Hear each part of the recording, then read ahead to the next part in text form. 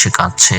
যারা বের রেপ করছিল তারা বের চেয়ে জুনিয়র ক্লাসে পড়ে আর একজন সিনিয়র স্টুডেন্ট বসে বসে সেটা দেখছিল। এই সিনিয়র স্টুডেন্টের নাম জিয়াও জুয়াং। চ্যাং ওখানে কিছু বলতে চাইলে জিয়াও তাকে মুখ বন্ধ রাখতে বলে।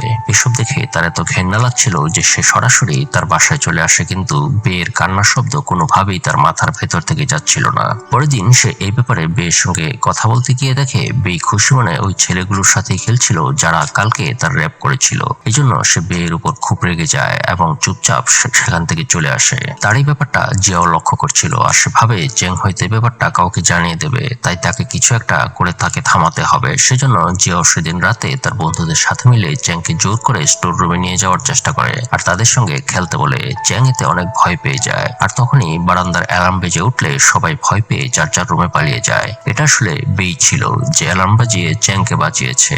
হয়তো সে জানতো জিয়াও চ্যাং এর সাথে এরপর কি করতে চলেছে। আসলে সে সব